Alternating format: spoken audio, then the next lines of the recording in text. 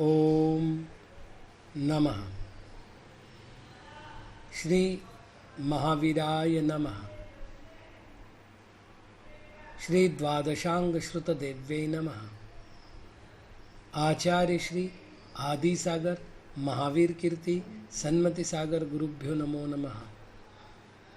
परम पैवड्डमदिं परमेट्टीनं करोमि नवकारं सगपर सिद्धि निमित्तं कल्याणालोयनावुच्छे। आज 23 नंबर की गाथा।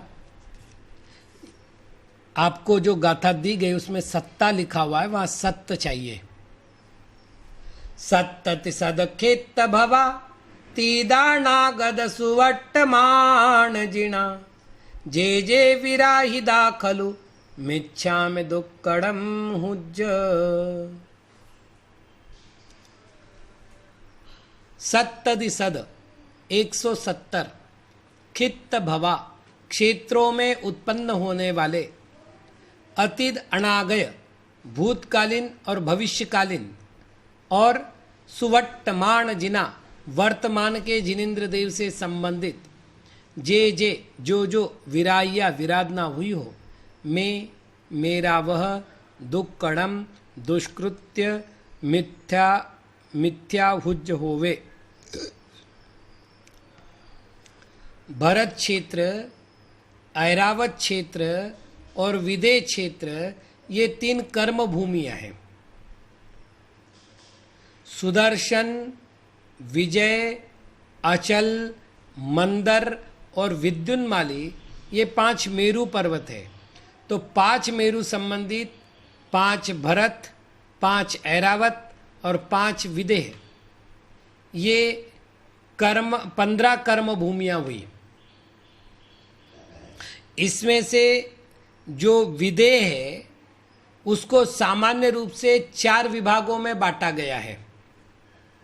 तो सीता नदी, सीतोदा नदी और मेरु पर्वत, इनके कारण से ये जो विदेह क्षेत्र के विभाग हुए वो 4 हुए। पूर्व विदेह, दक्षिण विदेह, पश्चिम विदेह और उत्तर विदेह। इनमें विभंगा नदी होती है और वक्षार पर्वत होते हैं, और इसके कारण से एक एक विभाग में 8-8 क्षेत्र बनते हैं। तो एक विदेह क्षेत्र में 8 पूर्व विदेह के, 8 दक्षिण विदेह के, 8 पश्चिम विदेह के, 8 उत्तर विदेह के, इस प्रकार 32 क्षेत्र बने।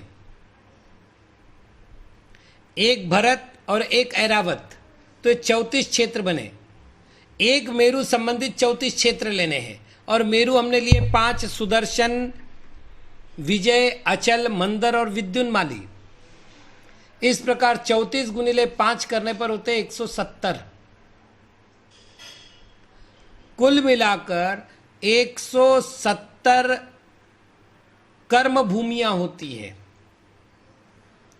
जहां पर पंच परमेष्ठी होते हैं, जहां से मोक्ष जाया जाता है। तो ऐसे 170 कर्म भूमियों में एक साथ अधिकतम 170 तीर्थंकर हो सकते हैं, और कम से कम 20 तीर्थंकर हो सकते हैं। 20 तीर्थंकर होंगे तो उसका नियम है, जम्बू द्वीप के विदेह क्षेत्र में 4,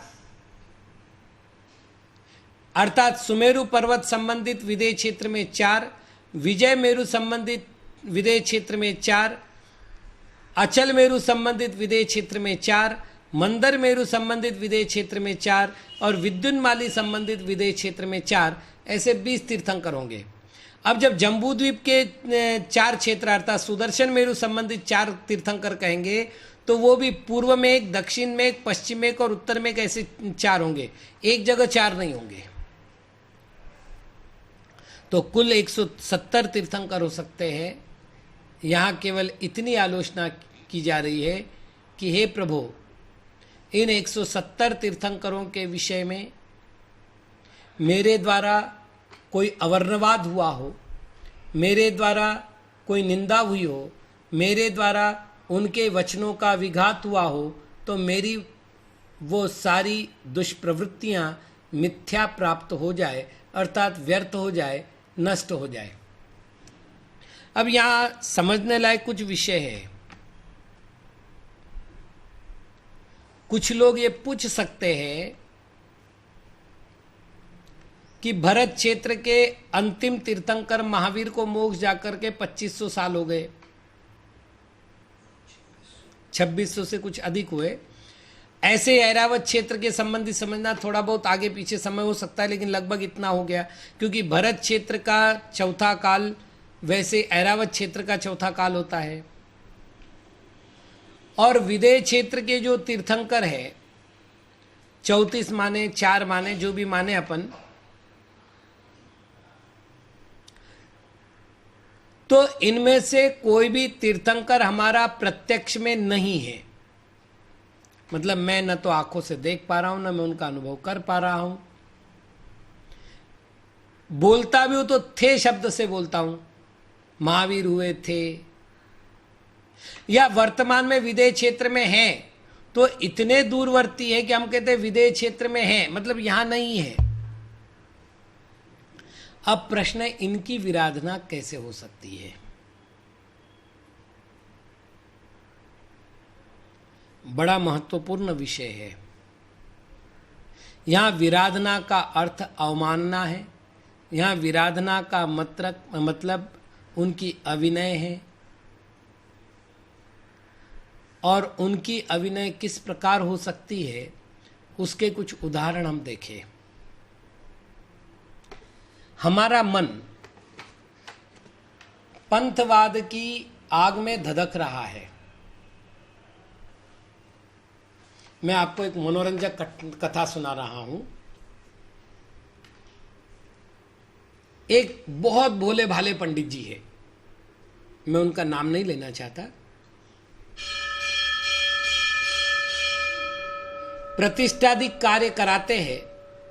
वैसे प्रतिष्ठा उनका व्यवसाय नहीं है, वे किराना दुकान चलाते हैं और अपनी आजीविका करते हैं। लेकिन यदि कोई श्रावक बंधु बुलाते हैं तो विधान, पंच कल्याणक, विधि प्रतिष्ठा आदि कार्य भी करते हैं। मैंने उनसे ज्यादा भोला पंडित कभी नहीं देखा।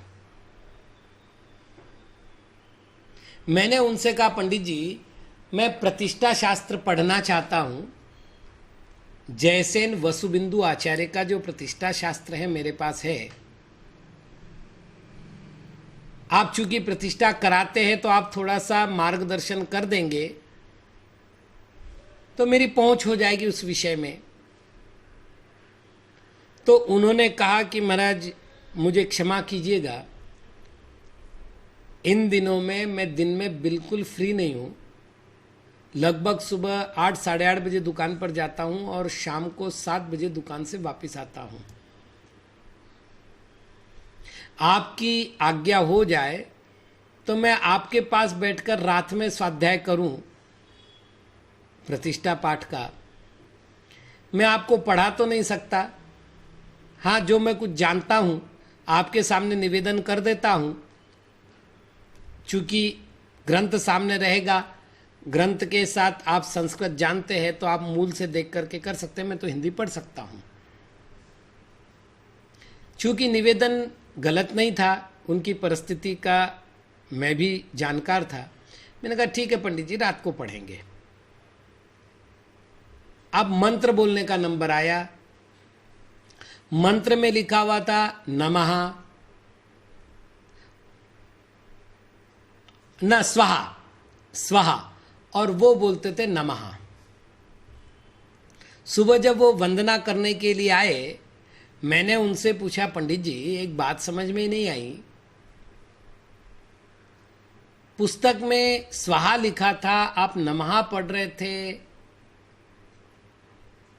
क्या कोई प्रतिष्ठा विधि में ऐसी कोई विधि है कि जहां मंत्र नमः के अर्थ में बोला जाए, स्वाहा के अर्थ में न बोल करके, मतलब पल्लव बदला जाए। बोले नहीं नहीं महाराज, आपने जो पढ़ा वही सही है। मैंने कहा फिर वो क्या है महाराज? हमारी मान्यता है कि रात्रि में पूजा नहीं होती। अब उसमें लिखा है जलम निरुपामित स्वाहा, तो मेरे को थोड़ा सा अटपटा लग रहा था, वो सांप्रदायिक मान्यता छूटती नहीं, इसलिए मैंने वहां नमः बोलना शुरू कर दिया। तो मैंने उनसे पूछा, पंडित जी एक बात बताइए कि आप पंचकल्याणक को गए हैं, तो पंचकल्याणक की, गर्भ कल्याणक की क्रिया आपने कब करवाई? बोले रात्रि को 11 बजे के बाद। मैंने कहा तो गर्भ कल्याणक की क्रिया से पहले माता की पूजा वगैरह वो सब कराई महाराज। मैंने कहा जब वो सब कराई तो वहां पर आपने स्वाहा बोल के अर्घ्य भी चढ़ाओगे? महाराज वो आप सब सही कह रहे, वो प्रतिष्ठा के समय में हिम्मत नहीं होती शास्त्र से बाहर जाने की, और यहां बैठो तो संप्रदाय से बाहर जाने का मन नहीं मानता।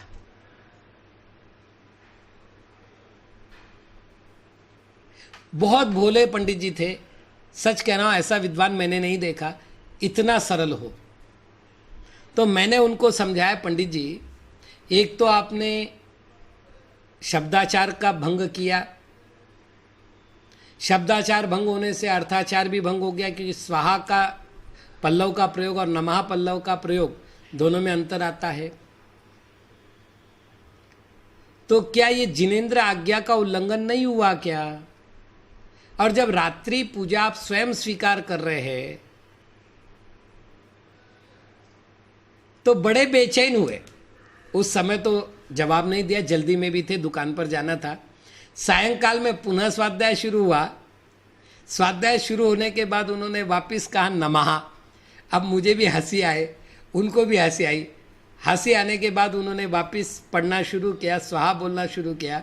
जाते जाते वो बोले महाराज क्षमा कीजिएगा, लेकिन सांप्रदायिक मान्यता मस्तिष्क से निकल नहीं रही है।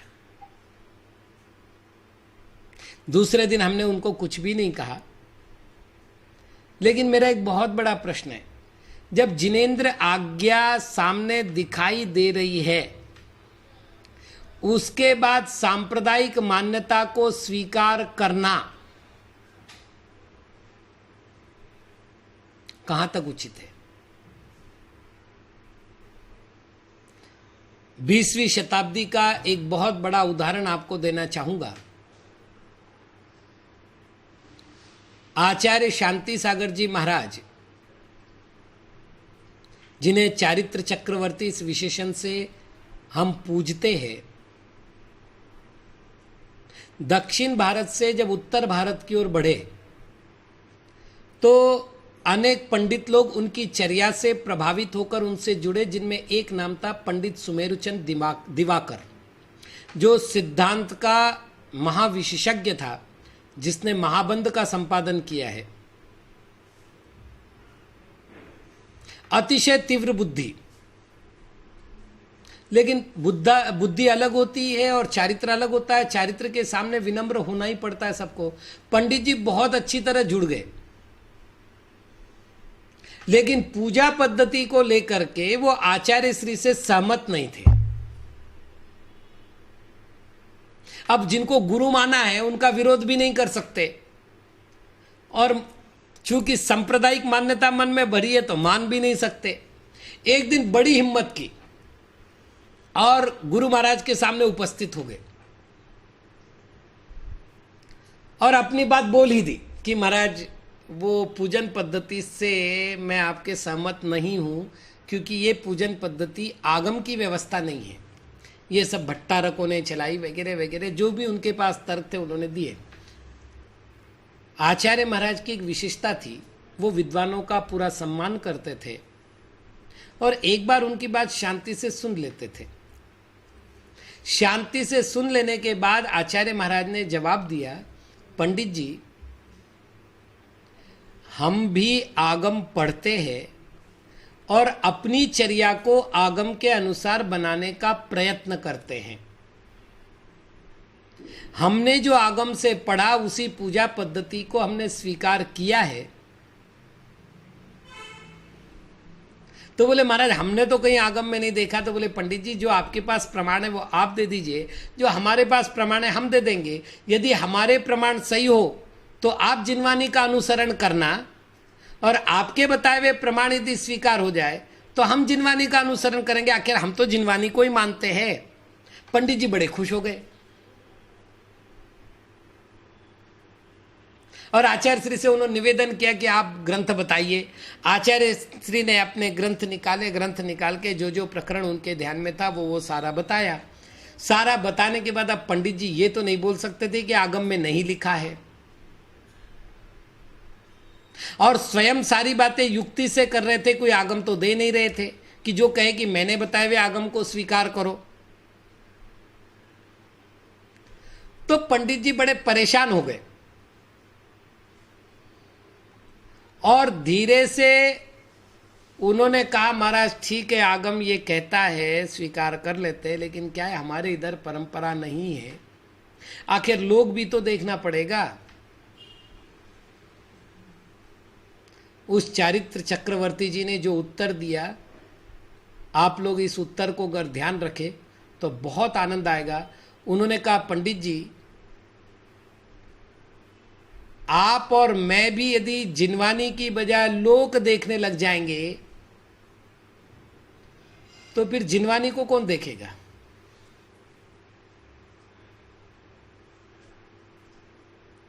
पंडित जी वहां से उठे, नमोस्तु करके गए। आचार्य महाराज आग्रहशील नहीं थे, तुम्हारी बुद्धि तुम्हारे पास। पंडित जी अपने गांव गए और वहां जाकर के उन्होंने आर्ष परंपरा से पूजा अभिषेक संपन्न कराने के लिए एक स्वतंत्र मंदिर की स्थापना की, और वो पहला मंदिर था उत्तर भारत में जो आचार्य श्री के जीवन काल में बना हो और पंडित जी ने बनाया हो और केवल आगम परंपरा को बचाने के लिए बनाया हो। एक बात, बहुत सी बातें हमारी अज्ञानता के कारण हमें मालूम नहीं है। जब हमने जिनवानी में उसको पढ़ा, जिनवानी क्या है? तीर्थंकर की वाणी है, सर्वज्ञ भगवान की वाणी है।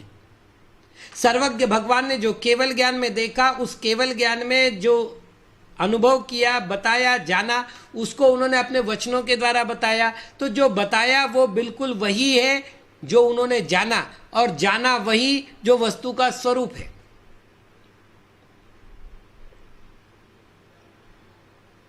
तो अपने आप को आप बदलाव की स्थिति में रखिए। अगर जिनवानी में मिला है तो बदल जाएंगे, तीर्थंकर की वाणी स्वीकार है। अब उसके बाद भी हम कहते नहीं, वो भले ही शास्त्र में कुछ भी लिखा हम तो यही मानेंगे, तो ये यहां लिखी भी विराधना है। अब आप तीर्थंकर का अभिनय कर रहे हैं।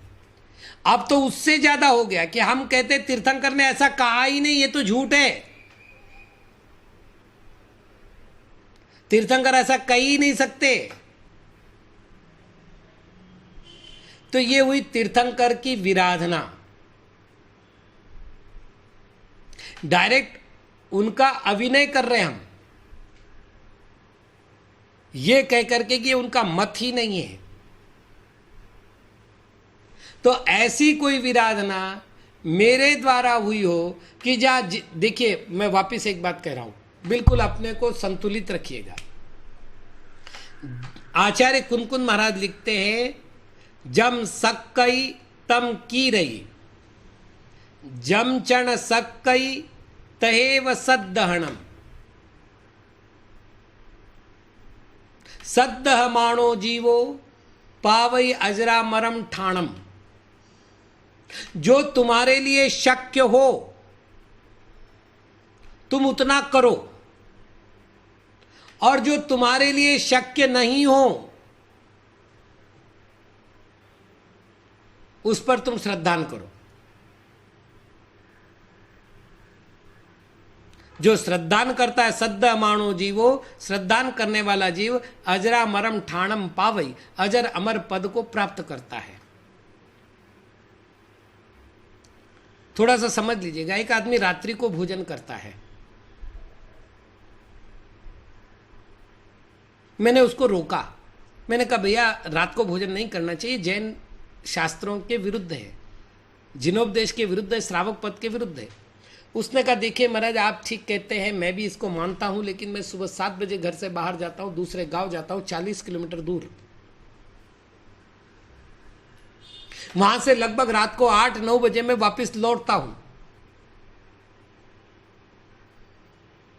एक दिन नहीं खाऊंगा, 2 दिन नहीं खाऊंगा, रोज कैसे भूखा रहूंगा? क्योंकि सुबह 7 बजे तो भोजन करके जाता नहीं, जैसे तैसे टिफिन लेकर के जाता हूं, व्यवस्थित पेट भरता नहीं, शाम को आके भरपेट खाता हूं। मैं मानता हूं कि मेरा खाना आगम के हिसाब से गलत है, मैं मानता हूं कि श्रावक पद के विपरीत है, लेकिन अभी मैं उसको छोड़ने में तत्पर नहीं हो सकता, मैं इसमें असमर्थ हूं। अब एक आदमी ये है, अब दूसरे आदमी की कथा सुना रहा हूं। दूसरे आदमी को मैंने कहा भैया तुम रात्रि को भोजन नहीं करते, भोजन करते हुए ठीक नहीं है, श्रावक को भोजन नहीं करना चाहिए रात्रि को। बोले महाराज देखिए आप बैकवर्ड हो, सब पुरानी परंपरा लेकर बैठे हो। जिस समय लाइट नहीं थी, सूरज का प्रकाश नहीं आता था, लाइट थी नहीं, अंधेरे में कई सारे जीव उत्पन्न होते थे, और इसलिए तीर्थंकरों ने भोजन करने को रात्रि को मना किया। अब तो बिल्कुल सूर्य के प्रकाश के समान तो रात को प्रकाश होता है, अब रात्रि को भोजन करने में क्या दिक्कत है? दोनों व्यक्ति रात्रि में खा रहे हैं, दोनों में अंतर, एक ने तीर्थंकर का अभिनय किया है और एक ने अपनी कमजोरी स्वीकार की है। जम सक्कई तम की रही, सबका पालन तो हम भी नहीं कर पा रहे, लेकिन आगम की परंपरा को गलत सिद्ध करके अपने कार्यों की शुद्धि बताना, अपने कामों को उचित बताना, अपने कार्य को धार्मिक बताना, ये महापाप है और ये तीर्थंकर की विराधना है। नहीं कर पा रहे आप, स्वीकार कीजिए कि मनुष्य होने के नाते मेरे में 100 कमियां, उसमें एक ये भी है कि मैं तीर्थंकर की आज्ञा का अक्षरशः पालन नहीं कर पा रहा हूं। लेकिन यदि कोई अपनी क्रिया को सिद्ध करने के लिए तीर्थंकर की आज्ञा को ही झूठा सिद्ध करने का प्रयत्न करे, आगम की परंपरा को ही झूठा सिद्ध करने का प्रयत्न करे, तो तीर्थंकर की 170 तीर्थंकरों की विराधना कर रहा है।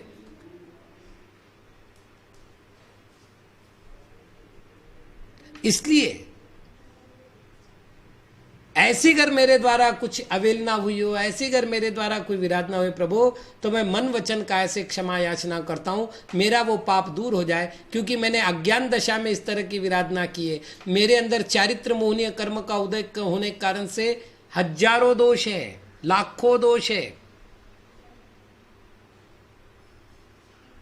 लेकिन मैं अपनी श्रद्धा रत्न को खोना नहीं चाहता। मेरी श्रद्धा भ्रष्ट ना हो, मेरा विश्वास डावाडोल ना हो। ठीक है, आचरण में इधर उधर चलेगा, लेकिन जिसने जिनेंद्र भगवान की आज्ञा के विरोध में बोलना प्रारंभ किया, विरोध में सोचना प्रारंभ किया, विरोध में मानना प्रारंभ किया, विरोध में करना प्रारंभ किया, उस व्यक्ति ने सर्वज्ञ की विराधना की है। और सर्वज्ञ की विराधना निश्चित ही दर्शन मुनि के आश्रव का प्रत्यय है, इससे बचना चाहिए। तो ये आलोचना करने बाद हम और आलोचना करते, अरुहा सिद्धाइरिया उज्जाया साहु पंच पर मेट्टी जे जे विराहि दाखलु मिच्छा में दुक्कड़म हुज्ज। अरुहा अरिहंत, सिद्धा सिद्ध, आइरिया आचार्य, उज्जाया उपाध्याय, साहु साधु, ये पंच परमेष्ठी, ये 5 परमेष्ठी है। जे जे विराहिदा, इनमें से जिन जिन की विराधना मैंने की है, मिथ्या में दुक्कड़म हुज्ज, मेरा वो दोष मिथ्या होवे। अब यहां पर हम बात कर रहे हैं पंच परमेष्ठियों की। पंच परमेष्ठी का अपना स्वरूप है, पंच परमेष्ठी की अपनी एक व्यवस्था है, उनका स्थान है, उनकी संख्या है, उनका स्पर्शन है, उनका अंतर है, उनके भाव है, अर्थात सत संख्या क्षेत्र स्पर्शन काल अंतर भाव अल्पभूत, ये जो 8 अनुयोग द्वार है, इनकी अपेक्षा से पांचों परमेष्टि की अपनी अपनी व्यवस्था है। यदि अरिहंत की बात करें तो जिन्होंने 4 घातिया कर्मों का विनाश किया है, 5 कल्याण की संपत्ति को प्राप्त किया है, 3 लोक की अतिशय पूजा से जो संपन्न है, उनको अरिहंत भगवान कहते हैं। अरिहंत की विराधना कैसे होती है ये हमने पूर्व पद्य में देख लिया, क्योंकि वहाँ हमने तीर्थंकर अरिहंत की चर्चा की थी। अरिहंत परमेष्टि 7 प्रकार के होते हैं। समुद्र, सामान्य केवली, उपसर्ग केवली, मुख केवली, अंतकृत केवली, मुंड केवली, तीर्थंकर केवली वगैरह। तो तीर्थंकर केवली की जिस तरह के अवर्णवाद हमने किया है, वैसा अवर्णवाद यदि अरिहंतों के प्रति किया हो। आजकल चल रहा है सर्वज्ञ भगवान सब कुछ नहीं जानते, ये तीर्थंकर का अरिहंत का अवर्णवाद है। अरे जो सर्वज्ञ होगा वो सब कुछ नहीं जानेगा तो सर्वज्ञ कैसे कहलाएगा? सर्व का अर्थ ही सब कुछ होता है।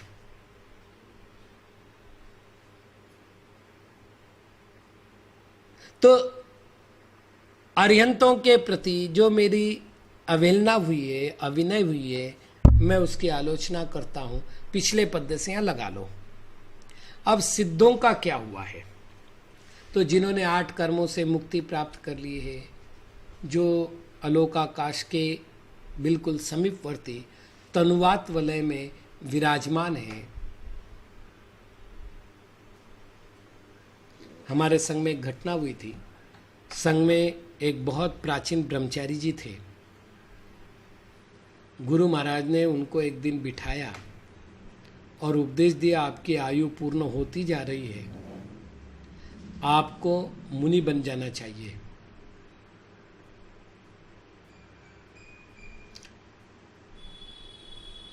उस व्यक्ति को गुरु के उपदेश की कदर करनी चाहिए थी। आभार मानना चाहिए था कि अपनी साधना काल में से कुछ समय निकालकर उन्होंने आपके लिए दिया है। वो उठपटांग भाषा बोलने लगा। उसने कहा क्या होगा? मुनि बनूंगा और सिद्ध बनूंगा। सिद्ध बनूंगा तो क्या होगा? अनंत काल तक टंगे रहना पड़ेगा, क्योंकि वहां तो सबके सिर एक जैसे है और पैर नीचे है, तो ये तो टंगना हो गया। मेरे को अनंत काल तक नहीं टंगना ऐसे। जोर जोर से हंसने लगा। आचार्य महाराज मौन हो गए, एक शब्द भी नहीं बोला। हमारे गुरु महाराज की सबसे अच्छी विशेषता थी, आगम विपरीत कोई बात होती थी तो वो एकदम मौन हो जाते थे। समय हुआ, ब्रह्मचारी उठ करके चला गया। मैं वहीं बैठा था, मुझे अच्छा नहीं लगा। मैंने गुरु महाराज से कहा, महाराज इतनी उठपटांग बातें कर रहा था, आपको कुछ तो बोलना चाहिए। बोले बेटा, दुर्गति का बंद हो चुका है और यही कारण है कि सिद्धों का अवर्णवाद कर रहा था। और जो जानबूझ करके बुद्धिमान बन करके अवर्णवाद कर रहा है, उसको मैं क्या समझाऊंगा? बेटा, सोए हुए को जगाया जाता है, सोने का बहाना करके निद्रा मग्न हुए को नहीं, मतलब जागते हुए आंखें मूंदने वाले को नहीं। ये जानता है शास्त्र की बातें और उसके बाद इतनी उठपटांग बातें कर रहा है। दुर्गति के बंद के अलावा इसका कुछ नहीं हुआ है। अब के बाद इसके लिए कोई उपदेश नहीं है और कोई उपदेश नहीं दिया। यहां तक कि जब वो घर जा रहा था, आचार्य महाराज ने उसको ये भी नहीं कहा कि तेरी मृत्यु का काल निकट है, रुक जा। जब वो निकल गया दर्शन करके, मैंने आचार्य महाराज से कहा, सुविधि सागर जी, दुर्मृत्यु के लिए दुर्निमित्त की ओर गया है। मैंने कहा महाराज आप तो करुणाधारी थे, आप उसे रोक लेते, कहते कि तेरी मृत्यु का काल निकट है। बोले सुविधि सागर जी, उसमें अब उपदेश सुनने की पात्रता नहीं थी। मेरा उपदेश अब उसमें विपरीत परिणमन करता। जितनी मंद कषाय से गया जाने दो, अन्यथा तीव्र कषाय हो जाती है और यहाँ पर और ज़्यादा तीव्र कषाय में मरण होता। और वही हुआ, जाकर के 8 दिन भी नहीं हुए होंगे और सूचना आई कि खोटी मृत्यु हुई है। सिद्ध अवर्णवाद। मुझे दीक्षा नहीं लेनी है, नहीं लेनी है महाराज, मेरे को अभी विचार नहीं बन रहा है, मैं अभी अपना सामर्थ्य नहीं जुटा पा रहा हूं, बस सीधी सी बात है। उसके लिए सिद्धों का मजाक उड़ा रहे हो। अरे कोई मजाक उड़ाने का सब्जेक्ट है, मनोरंजन का साधन है। ये अभिनय है, ये अभिनय है सिद्धों की विराधना। तो हे प्रभु, इस तरह की मेरे द्वारा कोई विराधना हुई हो जहाँ भगवान के स्वरूप का अवर्णवाद किया गया हो, तो मेरा वो दोष दूर हो। ओम नमः।